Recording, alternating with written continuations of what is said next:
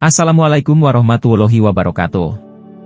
Halo sobat, selamat datang di channel Dzaf TV. Semoga sobat selalu dianugerahi kesehatan dan rizki yang melimpah. Amin. Pada video kali ini kembali saya akan menceritakan kisah Abu Nawas, seorang pujangga Arab yang bernama asli Abu Ali Al-Hasan bin Hani Al-Hakami. Beliau lahir di kota Ahvaz di negeri Persia, dengan darah Arab dan Persia mengalir di tubuhnya. Lewat humor-humor yang jenaka namun mengena, beliau sering mengkritik para penguasa atau khalifah, seperti masa kekhalifahan Harun al-Rashid. Kritik yang mengena namun dibuat jenaka itulah yang membuat sang khilafah tidak bisa marah namun bisa memahami apa yang disampaikan. Nah, berikut adalah kumpulan cerita Abu Nawas yang penuh makna dan populer sepanjang masa bagian kelima. Telur unta. Suatu ketika, Raja Harun al-Rashid terkena penyakit aneh. Tubuh Raja Harun al-Rashid terasa kaku dan pegal. Suhu badannya panas dan tak kuat untuk melangkah. Penyakitnya itu membuat Baginda Raja tidak mau makan sehingga sakitnya bertambah parah. Berbagai tabib sudah berdatangan mengobatinya, tapi belum ada yang bisa menyembuhkan. Obat pun banyak yang ia minum tapi hasilnya sama saja. Namun demikian, Baginda tidak mau menyerah. Ia ingin sembuh. Maka ia pun memerintahkan pengawalnya untuk mengumumkan sebuah sayembara. Barang siapa bisa menyembuhkan penyakit Baginda Raja, maka akan diberikan hadiah. Berita sayembara itu didengar oleh Abu Nawas. Lah tertarik dengan sayembara ini. Maka tidak lama kemudian, ia pun memutar otak sebentar dan pergi ke istana Raja Harun al-Rashid. Baginda Raja terkejut ketika melihat Abu Nawas datang hendak mengobati dirinya. "Hei Abu Nawas, setahuku kau bukan tabib, tapi mengapa kau ikut sayembara ini?" tanya Baginda Raja heran. "Hihi Tuan Raja, janganlah Anda melihat penampilanku. Meskipun begini aku bisa mengobati orang sakit," jawab Abu Nawas. "Benarkah? Berarti engkau bisa menyembuhkan sakitku juga?" tanya Baginda Raja masih tidak percaya. "Oh tentu Baginda, sebenarnya apa sakit Anda?" tanya Abu Nawas. "Aku juga tidak tahu, tapi aku merasa seluruh tubuhku sakit dan badanku panas," keluh Baginda Raja Harun al-Rashid. "Hahaha." Abu Nawas tertawa dengan jenaka. "Hei Abu Nawas, apa yang lucu?" tanya Baginda agak geram. "Tidak Tuan, kalau penyakit itu sih gampang sekali menemukan obatnya," jelas Abu Nawas. "Sungguhkah? Apa nama obat itu dan di mana saya bisa menemukan obat itu?" tanya Baginda Raja penasaran. "Baiklah, saya beritahu Anda, nama obat itu adalah telur unta. Anda bisa mendapatkannya di kota Baghdad ini," kata Abu Nawas. Mendengar informasi itu, Baginda Raja merasa bersemangat ingin segera mendapatkan telur unta itu. "Hei Abu Nawas, awas jika kau bohong. Akan kuhukum kau," seru Baginda Raja. "Carilah dulu telur unta itu, jangan asal hukum saja," sanggah Abu Nawas. Keesokan harinya, Baginda Raja berangkat dengan pengawalnya. Ia memakai baju rakyat biasa karena tidak ingin diketahui bahwa ia seorang raja. Raja Harun al-Rashid mengunjungi pasar-pasar yang ada di daerah Baghdad tapi tidak ditemukan telur unta itu. Raja Harun al-Rashid tidak mau menyerah, ia terus berjalan ke rumah-rumah warga tapi tetap saja ia tidak menemukan telur unta. Semangat Raja Harun al-Rashid ini sungguh kuat sekali, ia tidak peduli seberapa jauh jarak yang ia tempuh untuk mencari telur unta.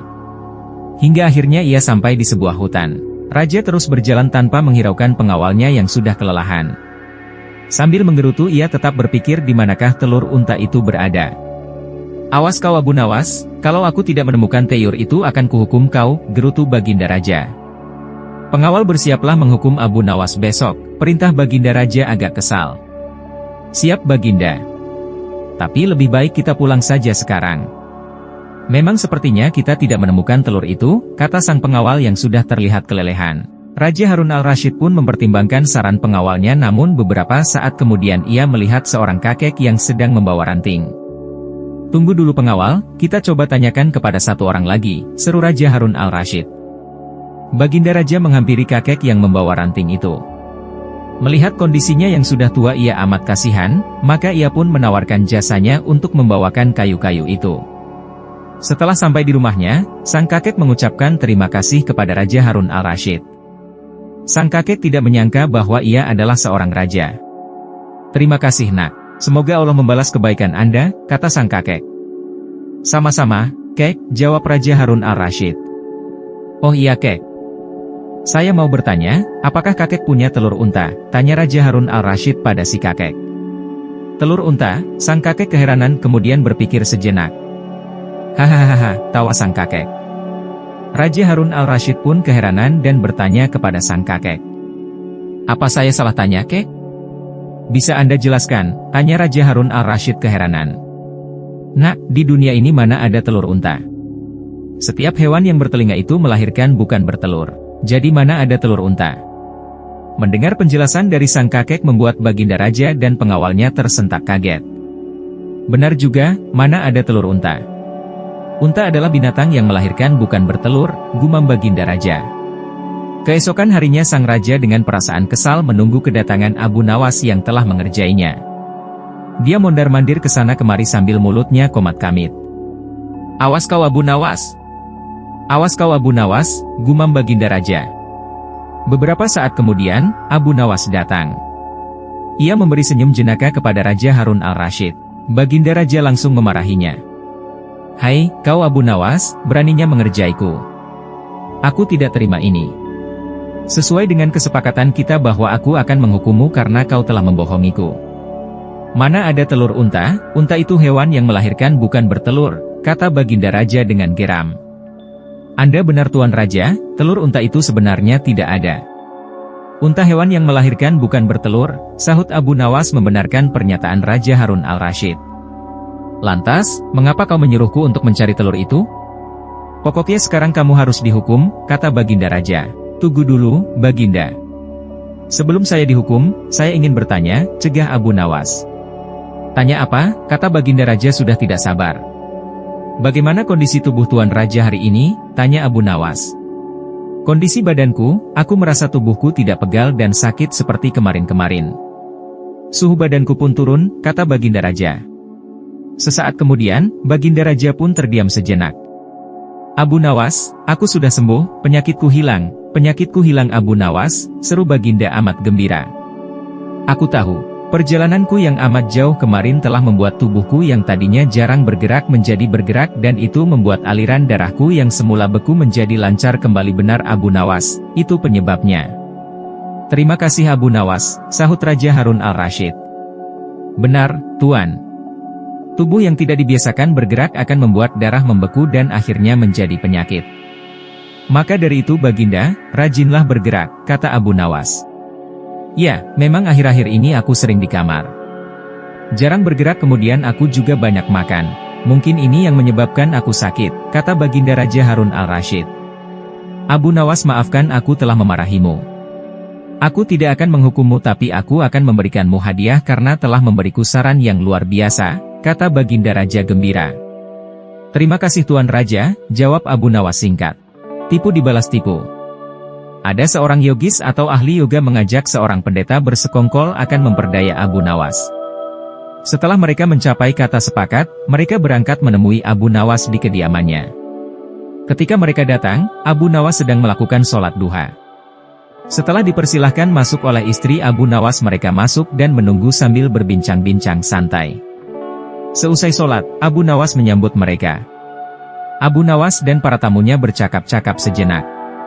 Kami sebenarnya ingin mengajak engkau melakukan pengembaraan suci. Kalau engkau tidak keberatan bergabunglah bersama kami, kata ahli yoga. Dengan senang hati. Lalu kapan rencananya? Tanya Abu Nawas polos. Besok pagi, kata pendeta. Baiklah, kalau begitu kita bertemu di warung teh besok, kata Abu Nawas menyanggupi. Hari berikutnya mereka berangkat bersama. Abu Nawas mengenakan jubah seorang sufi. Ahli yoga dan pendeta memakai seragam keagamaan mereka masing-masing. Di tengah jalan mereka mulai diserang rasa lapar karena mereka memang sengaja tidak membawa bekal. Hai Abu Nawas, bagaimana kalau engkau saja yang mengumpulkan derma guna membeli makanan untuk kita bertiga? Karena kamu akan mengadakan kebaktian, kata pendeta. Tanpa banyak bicara, Abu Nawas berangkat mencari dan mengumpulkan derma dari dusun satu ke dusun lain. Setelah derma terkumpul, Abu Nawas membeli makanan yang cukup untuk 3 orang, lalu Abu Nawas kembali ke pendeta dan ahli yoga dengan membawa makanan karena sudah tak sanggup menahan rasa lapar. Abu Nawas berkata kepada mereka, "Mari segera kita bagi makanan ini sekarang juga," kata Abu Nawas. "Jangan sekarang. Kami sedang berpuasa, kata ahli yoga. Tetapi aku hanya menginginkan bagianku saja sedangkan bagian kalian terserah pada kalian, kata Abu Nawas menawarkan jalan keluar. Aku tidak setuju. Kita harus seiring seirama dalam berbuat apapun, kata pendeta.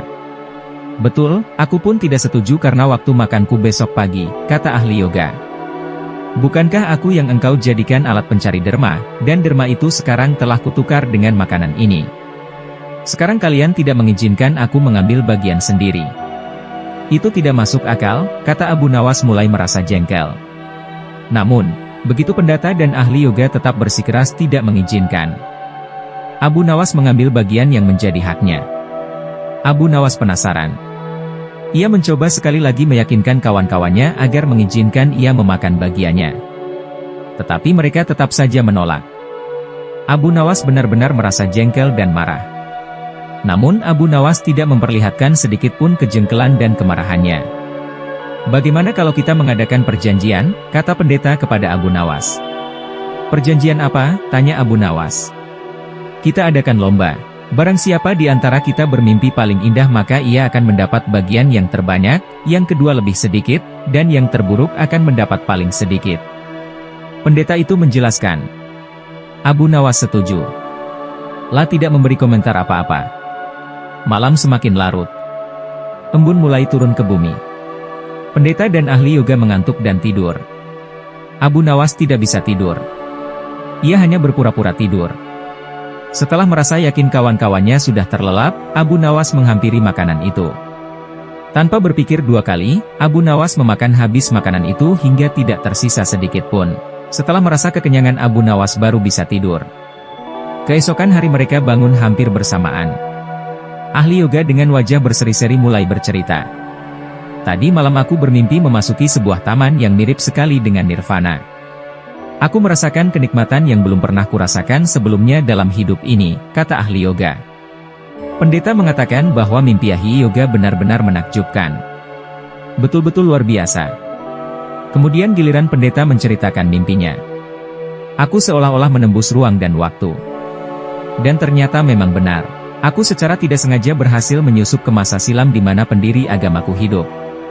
Aku bertemu dengan beliau dan yang lebih membahagiakan adalah aku diberkatinya, kata pendeta dengan wajah berseri-seri. Ahli yoga juga memuji-muji kehebatan mimpi pendeta, Abu Nawas hanya diam. Ia bahkan tidak merasa tertarik sedikit pun. Karena Abu Nawas belum juga buka mulut. Pendeta dan ahli yoga mulai tidak sabar untuk tidak menanyakan mimpi Abu Nawas. Kalian tentu tahu Nabi Daud alaihi salam. Beliau adalah seorang nabi yang ahli berpuasa. Tadi malam aku bermimpi berbincang-bincang dengan beliau. Beliau menanyakan apakah aku berpuasa atau tidak. Aku katakan aku berpuasa karena aku memang tidak makan sejak dini hari, kemudian beliau menyuruhku segera berbuka karena hari sudah malam. Tentu saja aku tidak benar mengabaikan perintah beliau. Aku segera bangun dari tidur dan langsung menghabiskan makanan itu, kata Abu Nawas tanpa perasaan bersalah sedikit pun. Sambil menahan rasa lapar yang menyayat-nyayat, pendeta dan ahli yoga saling berpandangan satu sama lain. Kejengkelan Abu Nawas terobati. Kini mereka sadar bahwa tidak ada gunanya coba-coba mempermainkan Abu Nawas, pasti hanya akan mendapat celaka sendiri. Menjebak seorang pencuri. Pada zaman dahulu, orang berpikir dengan cara yang amat sederhana. Dan karena kesederhanaan berpikir ini, seorang pencuri yang telah berhasil menggondol 100 keping lebih uang emas milik seorang saudagar kaya terkena jebakan Abu Nawas. Hakim telah berusaha keras dengan berbagai cara, tetapi tidak berhasil menemukan pencurinya. Karena merasa putus asa, pemilik harta itu mengumumkan kepada siapa saja yang telah mencuri harta miliknya, dia merelakan separuh dari jumlah uang emas itu menjadi milik sang pencuri bila sang pencuri bersedia mengembalikan. Tetapi pencuri itu malah tidak berani menampakkan batang hidungnya. Kini kasus itu semakin ruwet tanpa penyelesaian yang jelas. Maksud baik saudagar kaya itu tidak mendapat tanggapan yang sepantasnya dari sang pencuri. Maka tidak bisa disalahkan, bila saudagar itu mengadakan sayembara yang berisi barang siapa berhasil menemukan pencuri uang emasnya, ia berhak sepenuhnya memiliki harta yang dicuri. Tidak sedikit orang yang mencoba tetapi semuanya kandas. Sehingga pencuri itu bertambah merasa aman tentram karena ia yakin jati dirinya tak akan terjangkau. Yang lebih menjengkelkan adalah ia juga berpura-pura mengikuti sayembara, tidak berlebihan bila dikatakan bahwa menghadapi orang seperti ini bagaikan menghadapi jin. Mereka tahu kita, sedangkan kita tidak. Seorang penduduk berkata kepada hakim setempat. Mengapa Tuan Hakim tidak minta bantuan Abu Nawas saja, kata si penduduk. Bukankah Abu Nawas sedang tidak ada di tempat, kata hakim itu balik bertanya. Kemana dia, tanya orang itu. Ke Damaskus, jawab hakim. Untuk keperluan apa, orang itu ingin tahu. Memenuhi undangan pangeran negeri itu, kata hakim. Kapan ia datang, tanya orang itu lagi. Mungkin 2 hari lagi, jawab hakim. Kini harapan tertumpu sepenuhnya di atas pundak Abu Nawas. Pencuri yang selama ini merasa aman sekarang menjadi resah dan tertekan.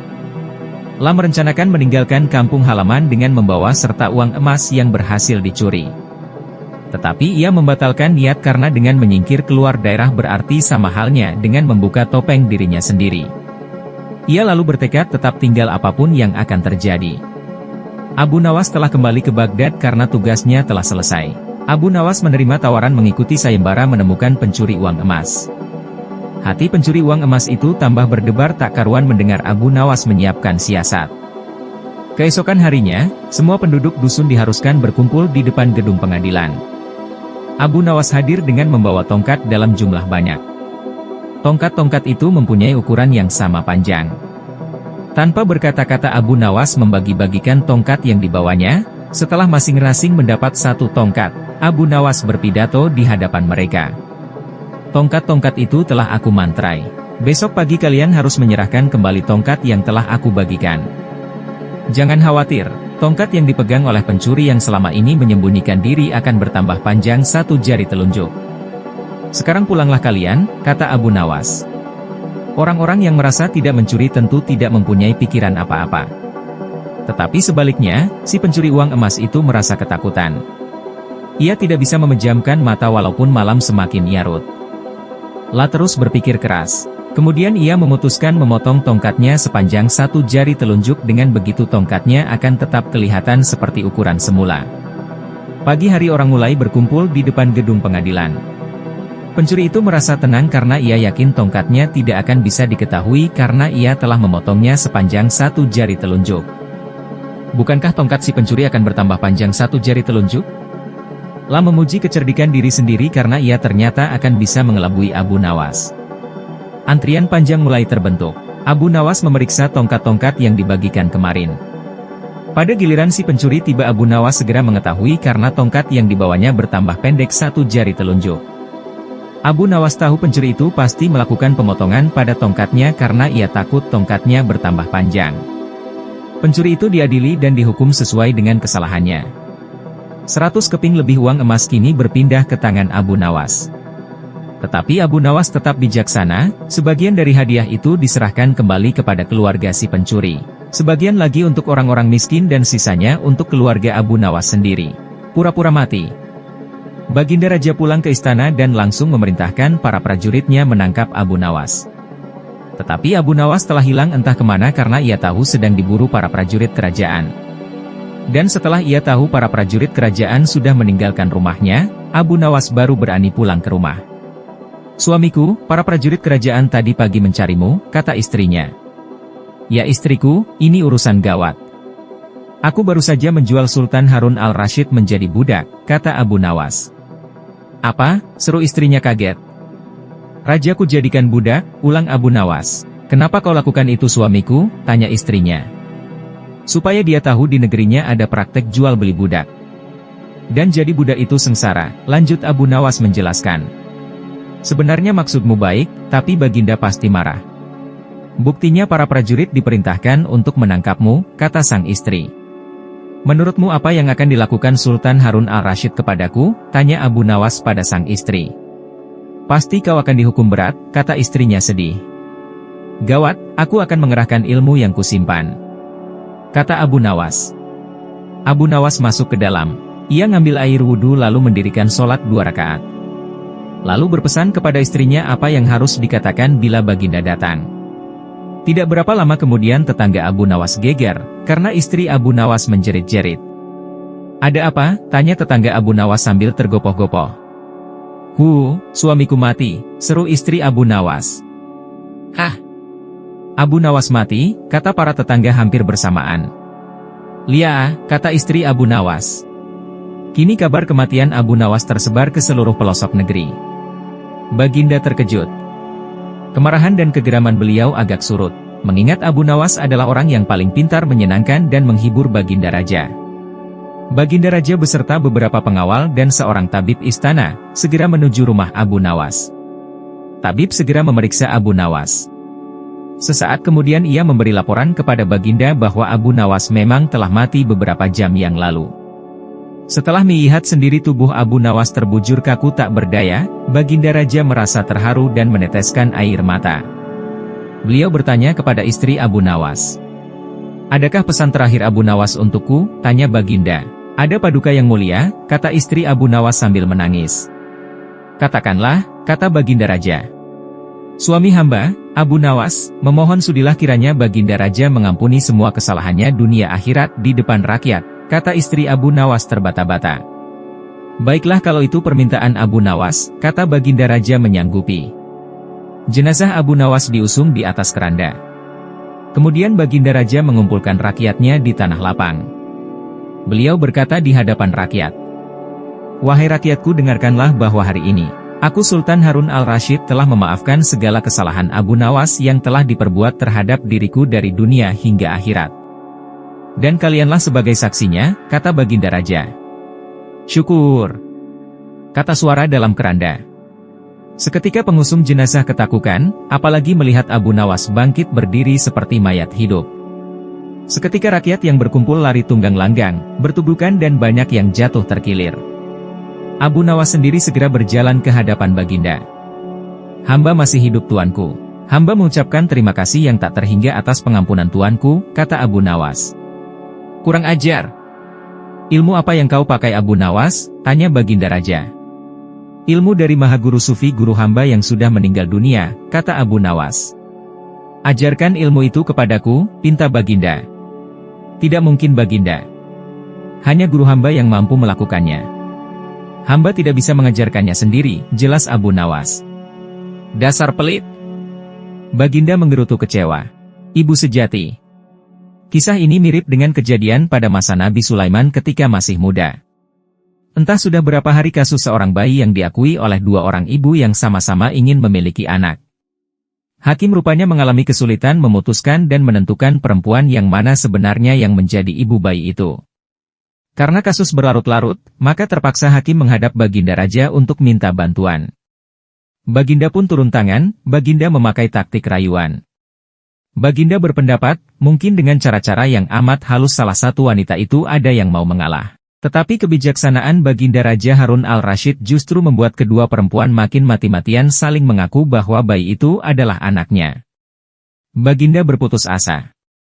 Mengingat tak ada cara-cara lain lagi yang bisa diterapkan, Baginda memanggil Abu Nawas. Abu Nawas hadir menggantikan hakim.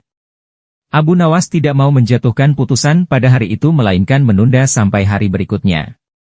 Semua yang hadir yakin, Abu Nawas pasti sedang mencari akal seperti yang biasa dilakukan.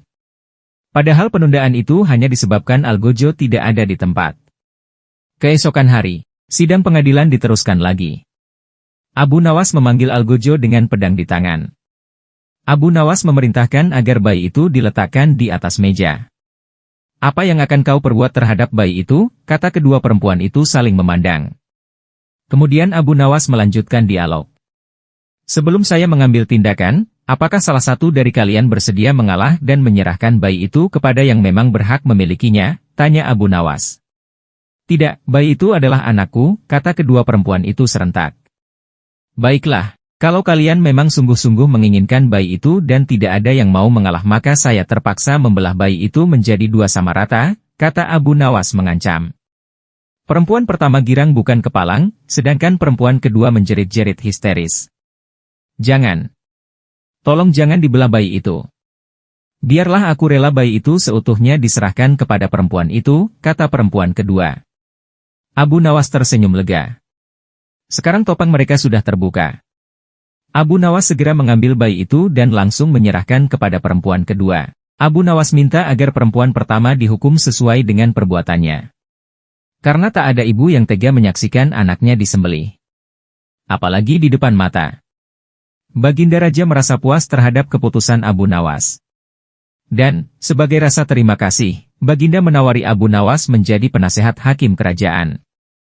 Tetapi Abu Nawas menolak. Lebih senang menjadi rakyat biasa. Tak selayaknya ia menerima upah dari ilmu agama yang ia sampaikan. Demikian 5 kisah cerdik Abu Nawas, semoga kita bisa mengambil hikmah dan pelajaran. Jika sobat suka dengan cerita ini, silahkan di like, komen, dan subscribe channel Zaf TV. Terima kasih sudah menonton dan sampai jumpa di video selanjutnya. Wassalamualaikum warahmatullahi wabarakatuh.